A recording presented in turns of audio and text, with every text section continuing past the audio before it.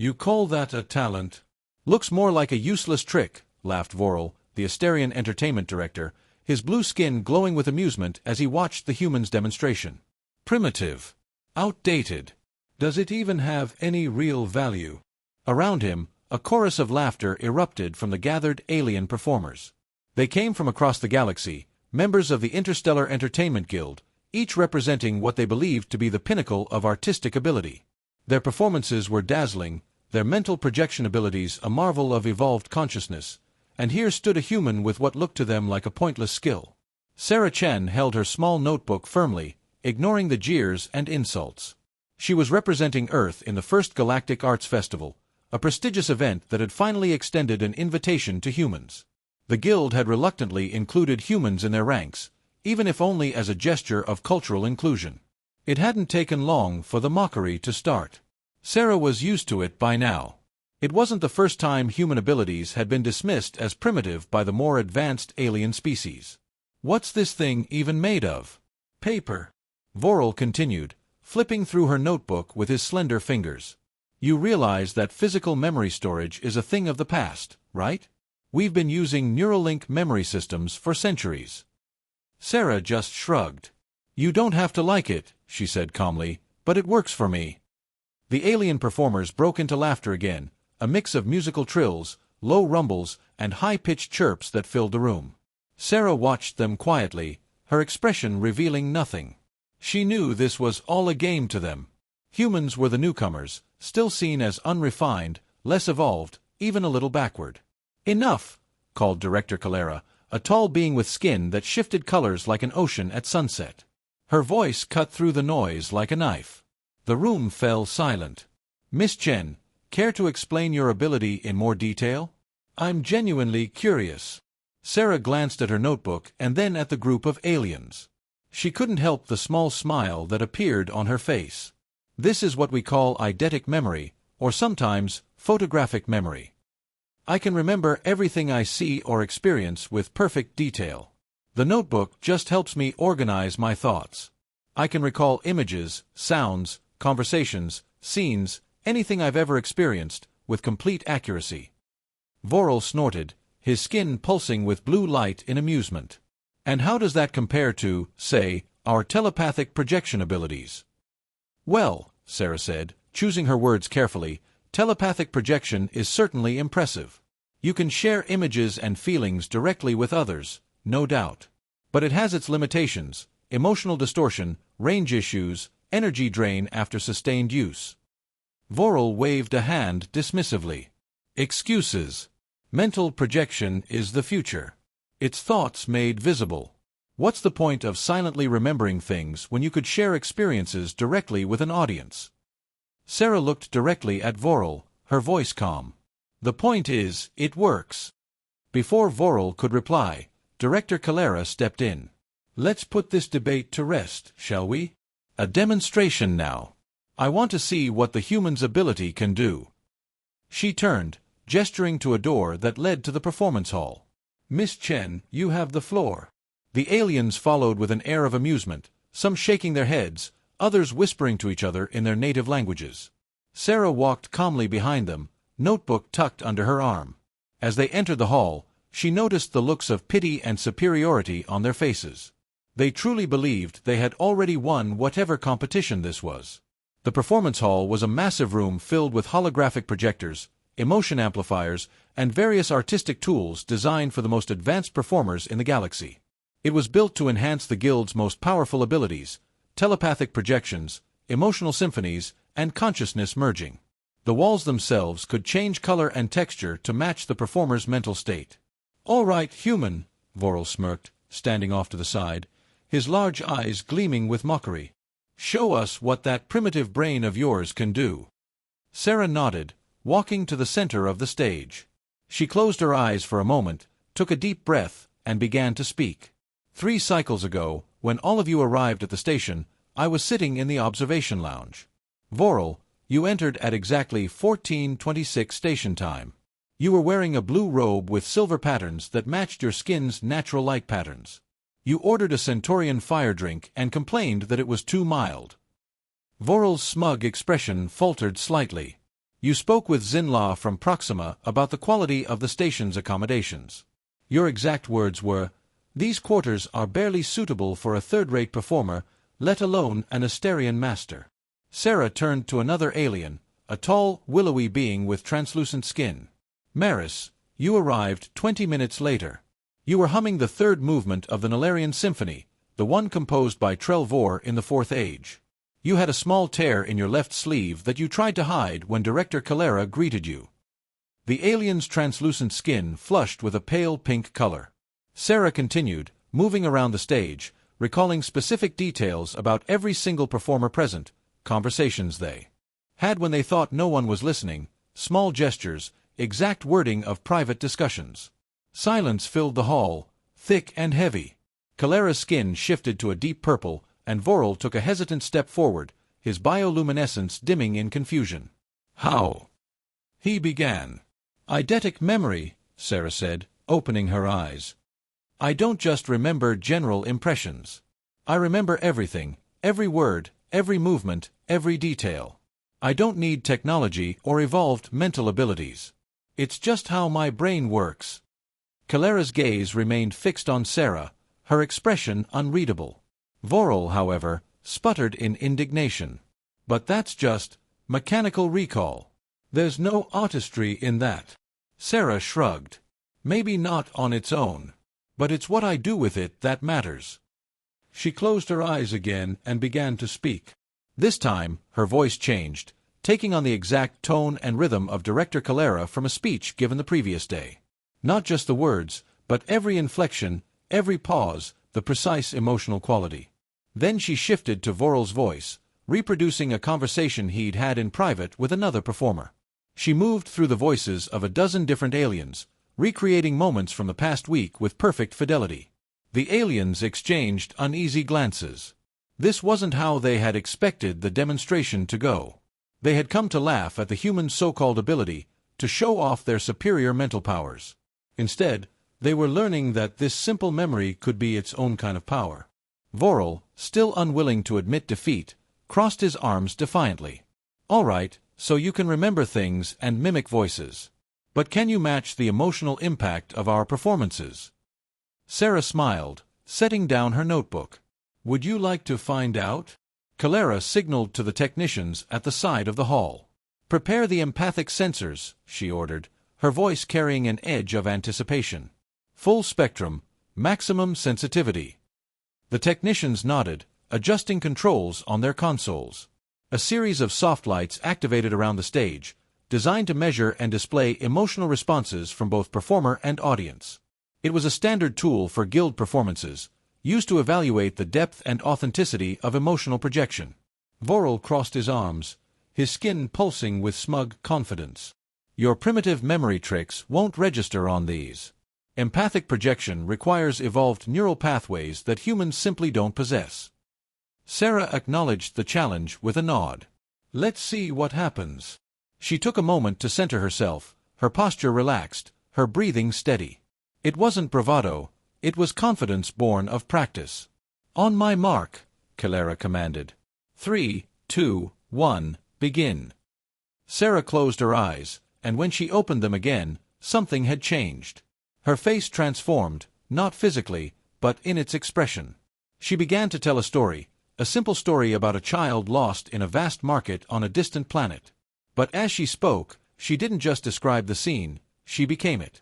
She recalled every detail of a memory that wasn't hers, a story she had heard from an old Proximan trader years ago. She reproduced not just the words but the emotional quality of the telling, the exact cadence of fear, hope, and eventual joy. Her voice carried the tremor of emotion that had been in the original storyteller's voice. The empathic sensors began to glow, first faintly, then with increasing brightness. The aliens stared, their disbelief growing as the emotional feedback registered on the sensors. They watched as colors swirled and pulsed around Sarah, blues of fear, the sharp yellow of anxiety, the warm gold of relief, all flowing from her without any technological enhancement. "Impossible," Vorel blurted, his skin flashing with surprise. "How can you project emotions without telepathic abilities?" "Not projection," Sarah replied without breaking her narrative flow, her voice as calm as if she were discussing the weather. "Empathy." I'm not sending my thoughts to you. I'm helping you feel what someone else once felt. We call it storytelling. It's as old as humanity itself. Vorel bristled, but his argument died on his lips. The results spoke for themselves. Sarah had managed to trigger the empathic sensors at levels typically only achieved by the most skilled telepathic performers. She wasn't using mental projection. She was using words, expressions, and perfect recall to evoke genuine emotions. As she finished her story, the hall was silent save for the soft hum of the empathic sensors gradually powering down. The colors lingered in the air for a moment before fading away. Kalara stepped forward, her skin shifting through a range of colors that suggested deep thought. Your ability performs remarkably in artistic conditions, she admitted, though the word seemed difficult for her. Though it lacks the instantaneous impact of our telepathic arts, there is something authentic about it. Sarah glanced at the director, then at the still glowing sensors. True, she acknowledged. Telepathy is powerful and immediate, but it has its limitations. It depends on the receiver's mental capabilities, it's exhausting to maintain, and if the connection fails, the experience is lost. Then perhaps, Kalara continued, a gleam in her multifaceted eyes, you'd be willing to test that difference with a more complex challenge? Something that would push the limits of your memory and emotional recall. The atmosphere shifted. Sarah understood what Kalara was implying. This wasn't about proving a point anymore. It was a challenge to see whether a human's natural abilities could match the guild's evolved capabilities. Sarah nodded. What did you have in mind? The director gestured to the technicians again. Prepare the harmonic convergence.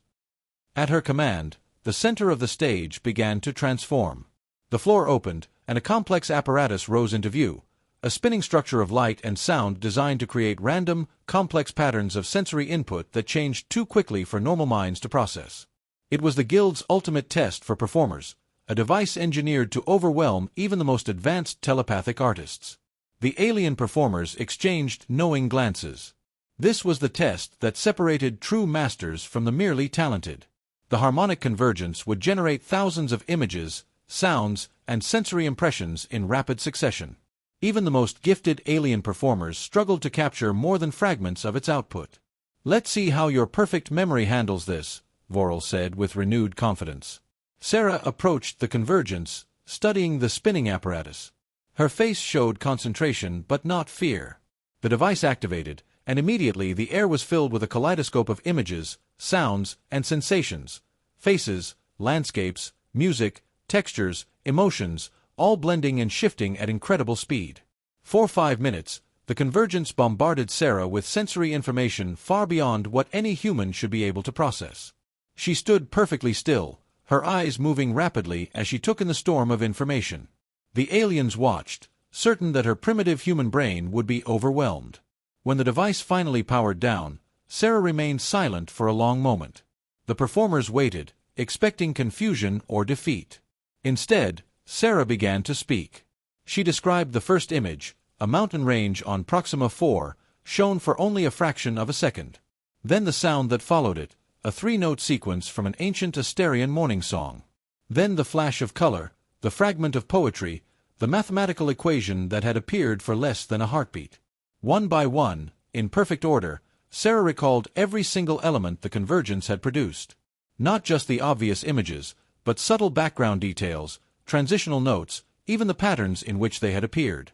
She recounted them all with precise detail, missing nothing. Gasps and murmurs of disbelief echoed through the hall. Vorel's mouth hung open, his bioluminescence flickering erratically in shock. How? He finally managed. The convergence produces patterns specifically designed to overwhelm neural pathways.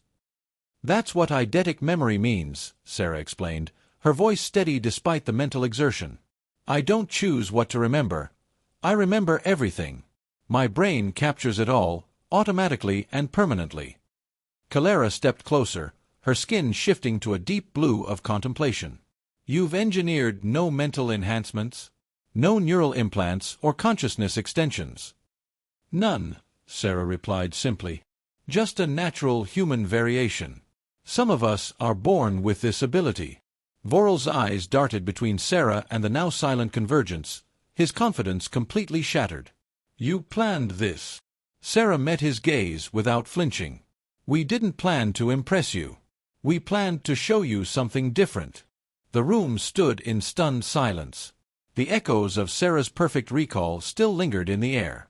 She remained center stage, her expression neutral. The aliens were no longer mocking or scoffing, they were staring, processing what they had just witnessed.